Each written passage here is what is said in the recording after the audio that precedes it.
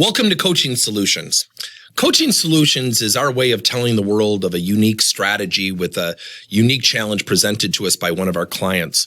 And recently we started sharing with companies who have never worked with us something called coaching challenges. Tell us your challenge and let us respond. And if you think we're good at what we do, maybe you'll hire us, maybe you won't, but at least we're not selling you and you get a flavor for the way we do things.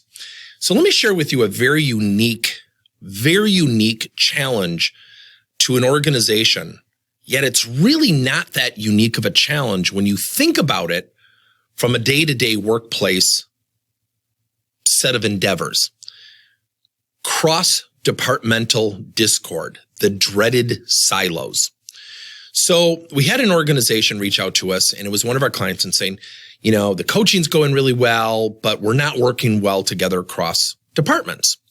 So what we did is something very unique. Now, again, what do? We tend to sit down with our teams and say, you got to get along with the people in marketing. You got to get along with the people in sales. You got to get along with the people in operations. What we have to remember as coaches is to be creative and to facilitate relationships, especially when relationships are at an impasse or have discord.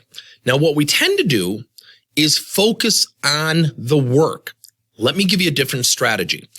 Focus on the foundation of the relationship. The reason silos occur isn't because people are bad people and they don't want to work well together. The reason they do that is because they're in a situation where they're protecting what they've built up. And if we don't know each other and now we have an email-driven relationship, guess what happens? That's our relationship. So we took a very unique approach. The first thing that we did is we did a cross-departmental coffee break schedule. Literally for 90 days, every week you had to meet with someone from another organization or another team within the organization. And all you had to do was find out two unique things about them and come back and share it with the rest of the group. People would come back and say, this person likes gardening and this person has kids in college and this person's adopting. And we started to humanize this dreaded thing called the email. Bob over in accounting sent us an email. Now we know Bob's a jerk. Oh, by the way, we haven't met Bob. That's what happens a lot of the time. So what we did is we had them do that foundationally. Then we had leader of departments. So there were 4 departments doing this. Each leader was then given a video to play before their staff meetings. Now their own staff meetings, not cross-departmentally. And we would show military reunion type videos. We showed a video of one of my favorite videos of a high school senior on senior night in basketball score a 3-point shot at the end of a game. He had Down syndrome. Here was the greatest thing I've ever seen. Both teams carried him off the court. Think about that. What that does is it continually provides something called perspective. Are our differences really that great? See, here's the funny thing. When we don't know each other and we have differences, does our relationship grow or do the differences grow? The differences grow. So what you have to do is foundationally get people to connect, have perspective, become aware, establish commonality. Guess what happens? The problems aren't that big. Yeah, hey, by the way, sorry about that email. Why don't we sit down next week and let's work through this? That's typically the reaction.